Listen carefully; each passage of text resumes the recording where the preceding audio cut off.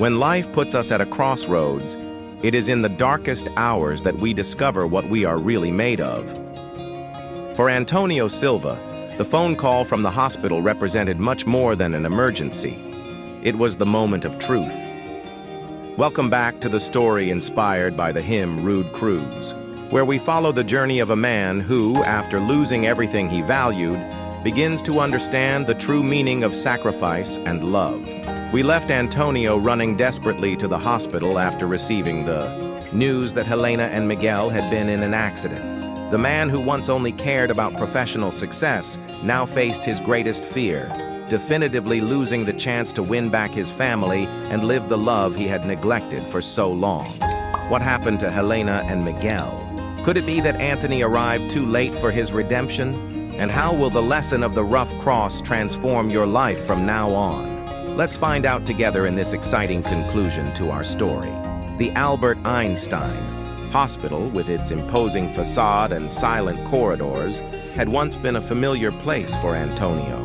There, he had struck deals with hospitalized executives, attended charity events just to network, and even had his name engraved on a plaque as a donor, not out of altruism, but because of the tax deduction that the donation provided. That night, though, he rushed through the automatic doors as a different man, a desperate, vulnerable man, completely stripped of the layers of self-confidence and control that had always characterized him. "Helena and Miguel Silva," he said, panting to the receptionist. "I got a call about an accident." The woman quickly typed on the computer and nodded. Yes, they were admitted 2 hours ago. Miguel is in the pediatric sector, 3rd floor, and Mrs. Silva is in the ICU, 5th floor. ICU. Those 3 letters hit Antonio like a punch in the stomach. The situation was serious. "What happened? How are they?" he asked, his voice trembling. "The doctor will be able to give you this information, sir. I suggest you go to the 5th floor first. The medical team is waiting for family members." The ride to the 5th floor in the elevator felt like an eternity. Anthony felt the weight of every wrong choice he had made over the years. What if he could never tell Helena how much he loved her again? What if Michael grew up without a father, just as he had grown up without one? In the ICU corridor, a middle-aged doctor with deep, dark circles under his eyes approached. Him. "Mr. Silva, I am Dr. Mendez, responsible for his wife's case." "Ex-wife," Antonio corrected automatically, and then immediately regretted the unnecessary accuracy. "How is she, doctor?" The doctor ushered him into a small, empty waiting room. His grave face did not bring good news. "Mr. Silva, your wife was in a serious car accident. A drunk driver invaded the opposite lane and hit her head-on. She had head trauma, internal bleeding, and several fractures. We have already performed emergency surgery to stop the bleeding, but the situation is critical. The next 48 hours will be decisive." Antonio felt the world spinning around him.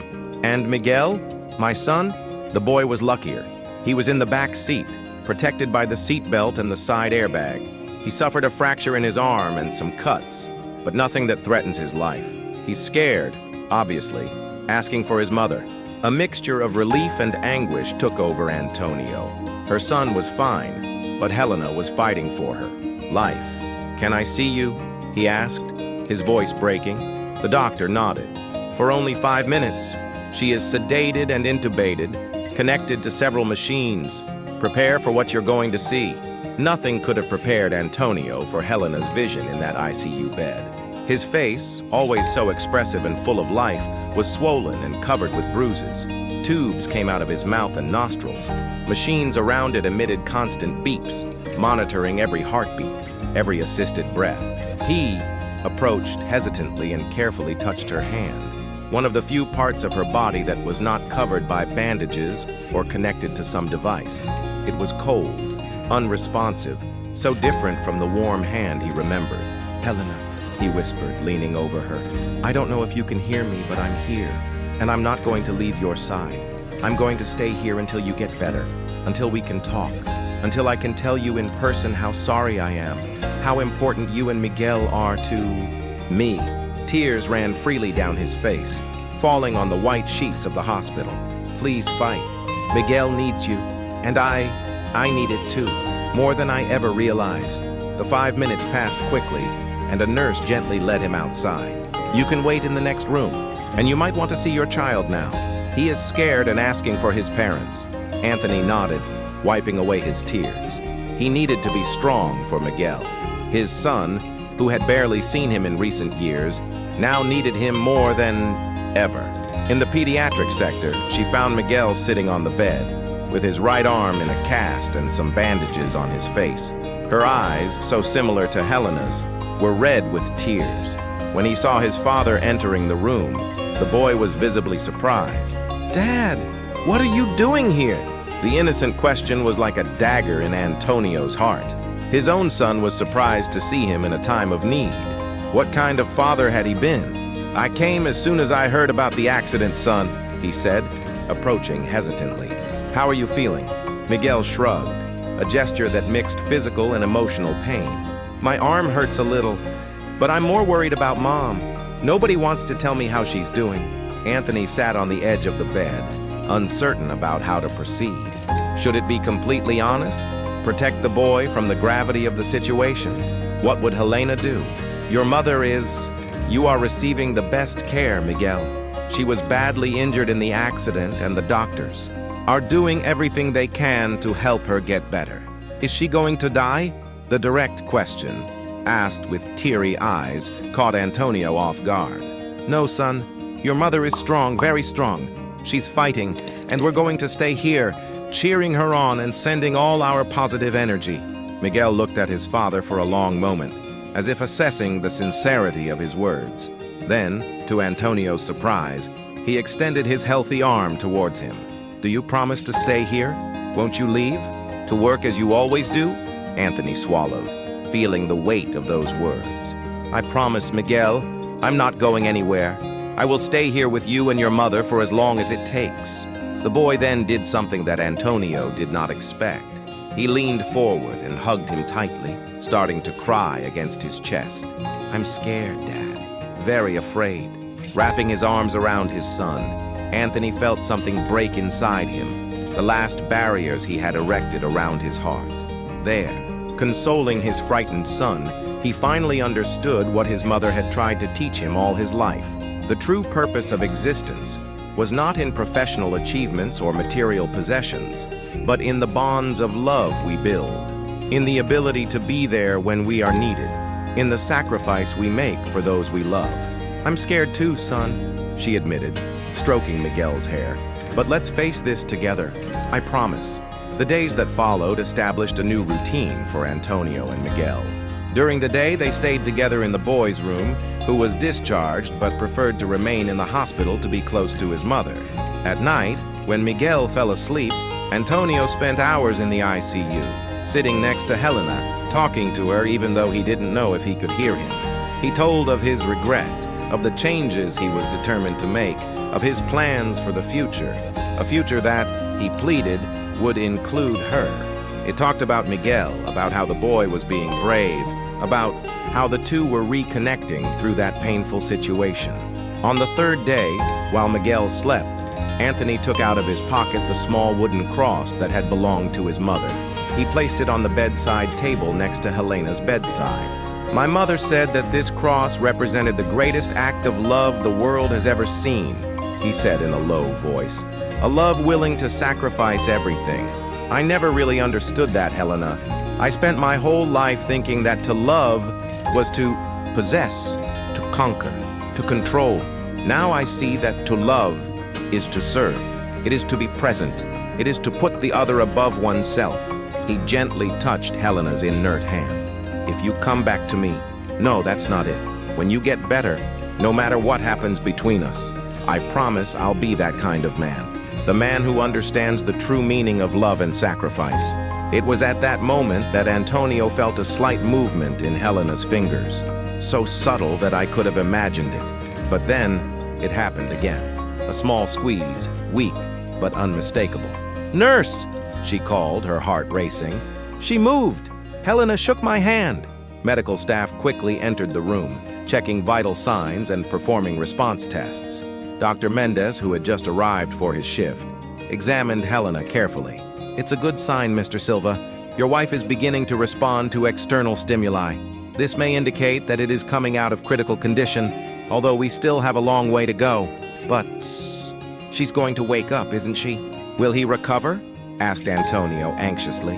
The doctor put his hand on her shoulder. Medicine is not an exact science, especially when we talk about brain trauma. But I can say that the signs are encouraging. Keep talking to her. We believe that comatose patients can hear and that this helps in the recovery process. That night, Antonio couldn't sleep. He stood by Helena's side, alternating between silent prayers and conversations about happy memories they shared. She remembered the day they met in college, the first kiss under the rain in Ibirapuera Park, the marriage proposal on Ubatuba Beach, the birth of Miguel. "Remember when we found out I was pregnant?" she whispered, as if Helena could answer.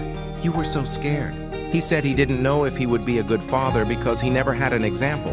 And I said you would be wonderful because you had the best example of all, your mother, who raised you alone with so much love." Antonio paused, swallowing the lump in his throat. "I failed, Helena. I failed you, Miguel, my mother's memory. I let work, success, money become more important. But now I see it clearly. And if you give me a second chance, I swear every day will be dedicated to proving that I've learned my lesson."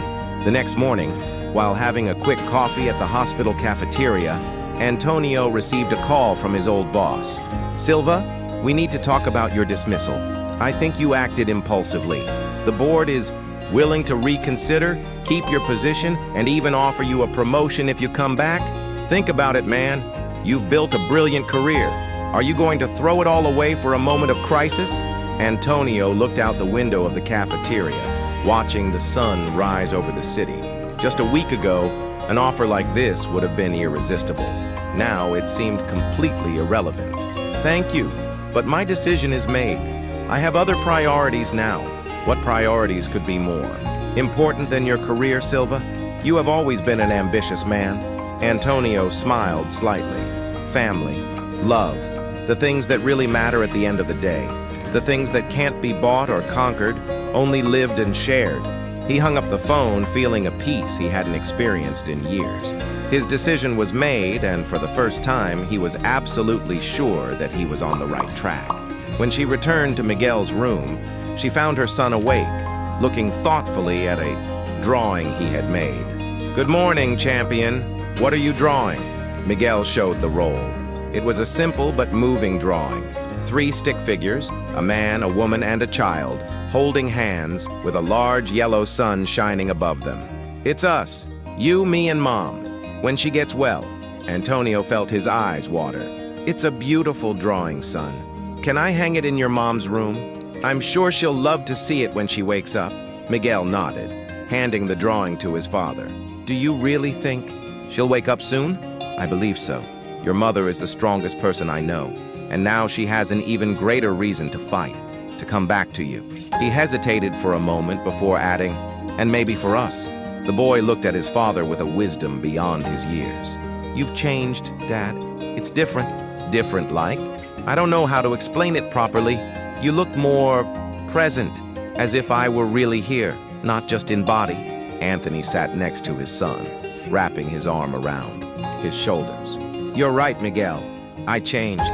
Or rather, I'm changing, learning to see what really matters. And you and your mother are what matters most to me in the whole world." Miguel leaned his head on his father's shoulder. "Even more than your job?" "Much, much more than any work," Antonio replied with conviction. "In fact, I resigned.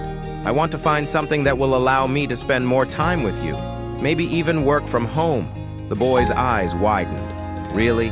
Are you no longer going to travel all the time? Nor stay in that office late into the night?" "No, son. Those things are in the past." Miguel smiled, the first genuine smile since the accident. "Mom will be happy when she knows." "I hope so," Antonio said, feeling a twinge of uncertainty. Would Helena believe in her transformation? Would there be room for him in the new life she had built? Before he could continue this thought, his cell phone rang. It was from the ICU. "Mr. Silva, it's Nurse Camilla. You need to come immediately. Your wife is showing signs of consciousness." When Antonio arrived at the ICU, he found a small medical team around Helena's bed. Dr. Mendez was leaning over her, asking questions in a quiet, controlled voice. "Helena, if you can hear me, blink your eyes." To Antonio's delight, Helena blinked slowly, her eyes still clouded by medication and trauma, but unmistakably conscious. "Excellent. Now try to shake my hand." "Again," she replied, though the movement was weak and hesitant. The doctor turned to Antonio with a cautious smile. "She is emerging from the coma, Mr. Silva. It is a very positive development, although we still have a long way to go. Brain trauma can leave sequelae that we will only be able to fully assess in the coming days and weeks. Can I talk to her?" "Sure, but keep the conversation brief and simple. She is still very weak and probably confused." Anthony approached the bed, his heart beating fast. Helena's eyes, once closed for days that seemed eternal, now watched him with a mixture of confusion and recognition. "Helena," he said softly, holding his hand. "It's me, Antonio. You're in the hospital. There was an accident, but you'll be fine. Miguel is fine too, just with a broken arm." Upon hearing her son's name, her eyes were alarmed. "He is here in the hospital, safe. We are taking care of him together. Don't worry." Helena tried to speak, but the tube in her throat prevented it. Frustrated, she lightly shook Antonio's hand. "Don't. Try to talk now," the doctor advised. "We will evaluate the possibility of removing the endotracheal tube later today if its parameters remain stable." She nodded slightly, her eyes never leaving Antonio's. There were so many questions in that look, so many things unsaid between them. "I'll bring Miguel to see her as soon as possible," Antonio promised. "He made a beautiful drawing for you. It's there, see?" He pointed to the children's drawing hanging on the bedroom wall. Helena's eyes turned to the drawing, and a lonely tear ran down her cheek. Antonio gently wiped it away. "We are here for you, Helena. I'm not going anywhere, I promise." Over the next few hours, Helena's condition continued to improve. The endotracheal tube was removed, allowing her to breathe on her own, while still with oxygen supplementation. His voice was hoarse and weak when he finally managed to speak. "Miguel," was the first word he uttered. "He's fine, honey. Looking forward to seeing you." After careful evaluation, the doctors allowed a brief visit from Miguel. Antonio brought his son to the ICU, preparing him for what he would see. "Your mother is still very hurt, Miguel. She has many bandages and braces attached to her, but it's the same mommy as always inside, okay?" Michael nodded solemnly. When he entered the room and saw Helena, his eyes filled with tears, but he was brave. "Hi, Mom," she said in a low voice, approaching hesitantly. Helena smiled faintly, extending her hand to her son. "My love, are you okay?" Miguel showed his arm in a cast. "I just broke my arm. The doctor said I'm very strong. The strongest," Helena whispered, caressing her son's face as he leaned closer. "Daddy is taking care of me. He didn't leave the hospital for a minute, not even to work." Helena's eyes turned to Antonio, questioning. "It's true," he confirmed. "I resigned, Helena. I realized what is really important. It took me too long, but I finally understood. The visit was brief, according to medical advice." When Miguel went out to have a snack with one of the nurses, Antonio was left alone with Helena. "Why are you here, Anthony?" she asked, her voice still weak. "After all these months," he sat down next to her, carefully choosing his words. "I was going to meet you that day. We had agreed, remember? After I got your call, I changed, or I started to change. My mother passed away, and that made me see a lot of things that I was ignoring." Helena watched him intently, her face still marked by the bruises of the accident. "I found something in her house," Anthony continued, picking up the small wooden cross he had placed on the bedside table. "This cross belonged to my mother. She left a letter for me talking about the true meaning of sacrifice, of love that is given without expecting anything in return." He held the cross in the palm of his hand, showing Helena. "For years, I looked at symbols like this and only saw superstition, something old-fashioned with no relevance to the modern world, to the businessman I have become. Now I see it differently. I see a reminder of what really matters, not what we have achieved, but what we have given, not what we accumulate, but what we share." Helena listened in silence, her eyes fixed on the rustic cross. "I'm not here to pressure you or ask us to go back to being a family," Antonio continued. "I'm here because, regardless of what happens between us, I want to be a present father to Miguel. And because even if you go your separate way from mine, I want you to know that I finally understand what you tried to show me all those years." A tear ran down Helena's cheek. "I thought of you," he whispered. "When the car was coming towards us, when I realized that I couldn't swerve, I thought I would never see you again. And that hurt, Antonio. Even after everything, it hurt." He held her hand carefully. "I don't deserve a second chance, Helena. I know that. But if you're willing, I'd like to show, not with words, but with actions, that I'm a different man now." Helena closed her eyes for a moment, as if pondering deeply. When he opened them again, there was a mixture of caution and hope in his gaze. "Time will show, Antonio. For now, I'm grateful that you're here for Miguel. He needs his father, and I need my son," replied Antonio. "And I will always need you, Helena, even if it's just as our son's mother and a friend." She smiled a little bit. "Let's go one day at a time, okay? I have a long recovery ahead of me, and I will be by your side every step," he promised. "If you let me." Helena squeezed his hand lightly. A small gesture, but one that contained a spark of possibility, a door not completely closed. The following months were of intense recovery for Helena and of profound transformation for Antonio. After 2 weeks in the hospital, Helena was transferred to a rehabilitation clinic where she began the arduous process of recovering movements and functions compromised by the accident. The head trauma had left sequelae, balance difficulties, short-term memory lapses, and a mild aphasia that frustrated her deeply. The multiple fractures meant daily sessions of painful physical therapy, which tested his limit of physical and emotional endurance.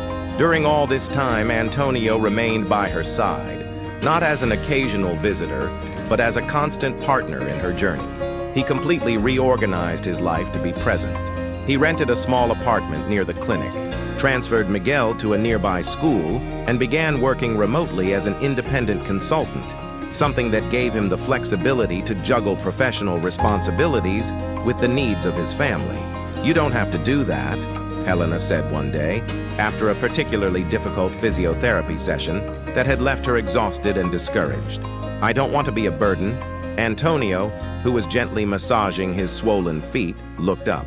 "You have never been and never will be a burden." "Helena, I'm here because I want to be, because I finally understood that this is where I should be. What if I never go back to the way I was before? What if these sequelae are permanent? Then we will adapt, together if you want, or separated, but always connected through Miguel and the affection I have for you." Helena watched him for a long moment. "You've really changed, haven't you? Sometimes I look at you and I don't recognize the man who was my husband for so many years. That man was lost, Helena. He confused success with happiness, achievements with achievement. He had to lose everything to find his way back to himself." She smiled slightly. "Your mother would be proud." "I hope so," he replied, looking at the small wooden cross he now kept with him at all times, like a talisman, a constant reminder. Their relationship was slowly evolving, no longer built on the youthful passion that had bound them together in the past, but on something deeper, mutual respect, understanding, and a shared commitment to Miguel's well-being. The boy, in turn, flourished with the constant presence of his father in his life.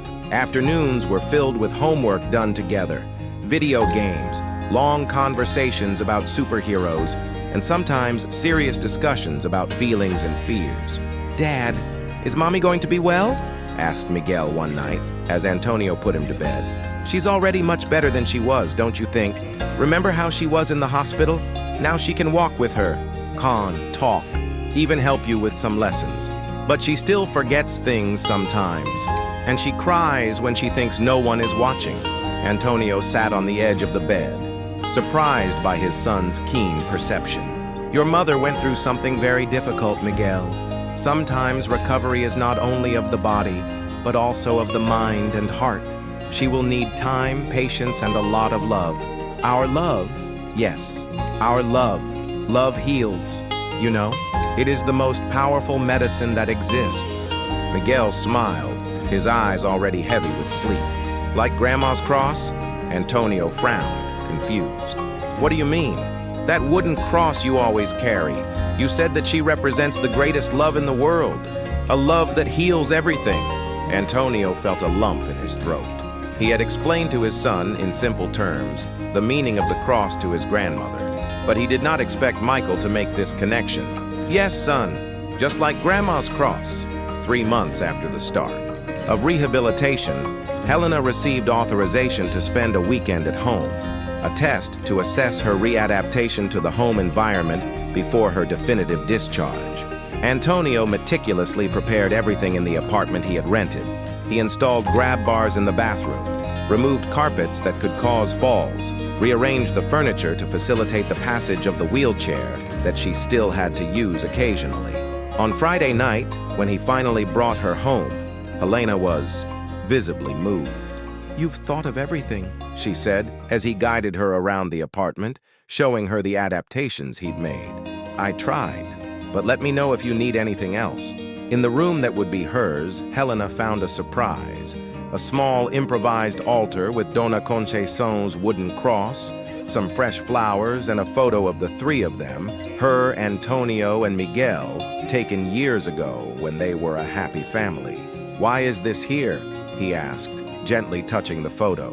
"To remember where we came from and what we can be again, if you will. I'm not pressuring you, Helena.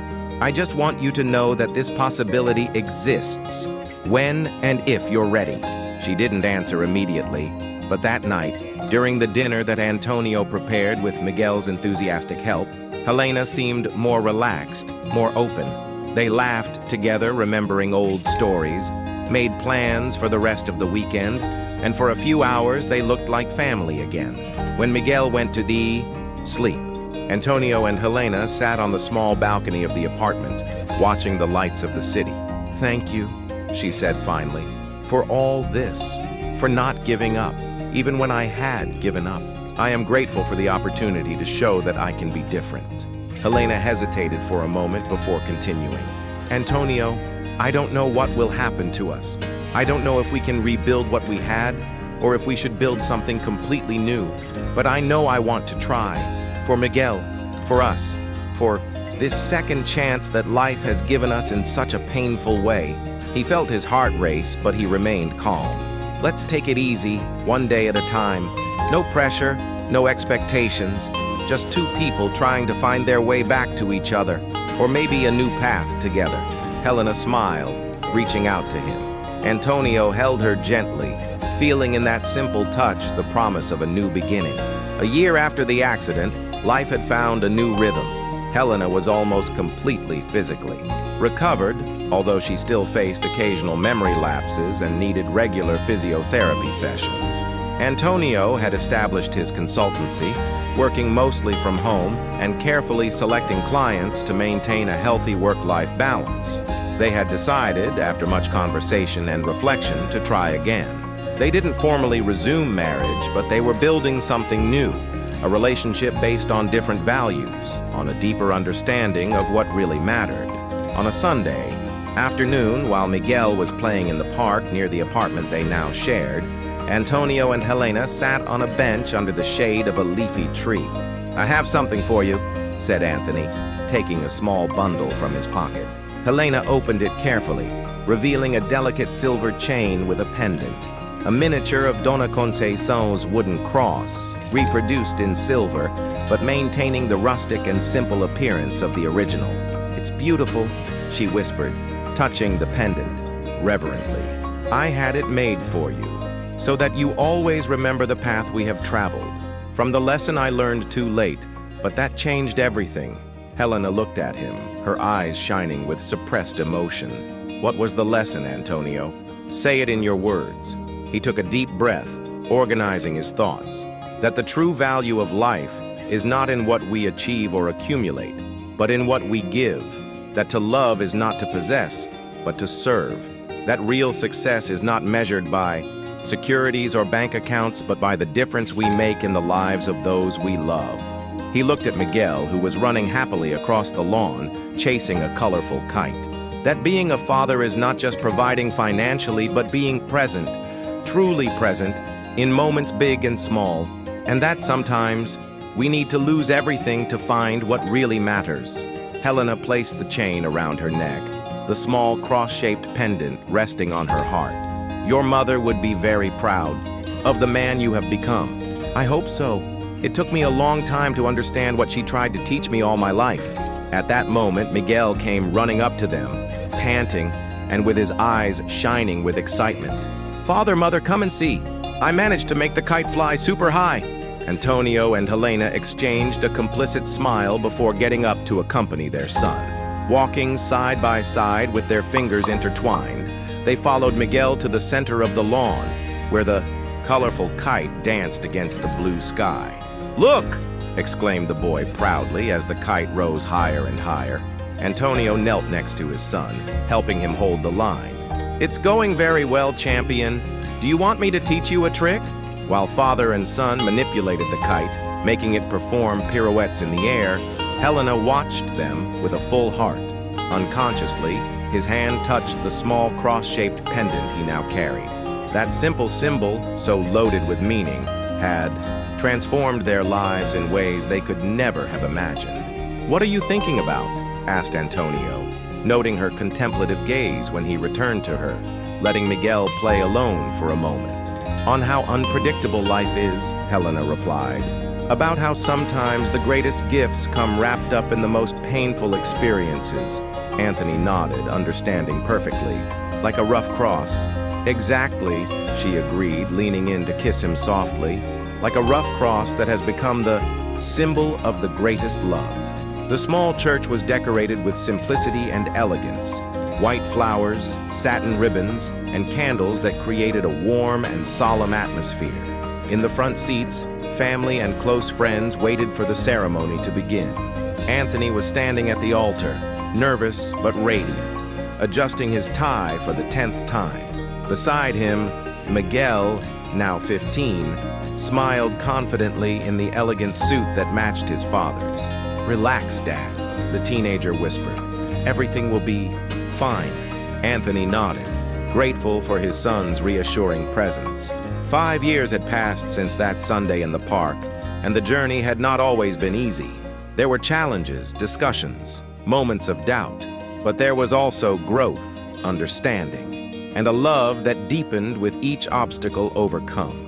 Soft music began to play, and all the guests turned to the entrance of the church.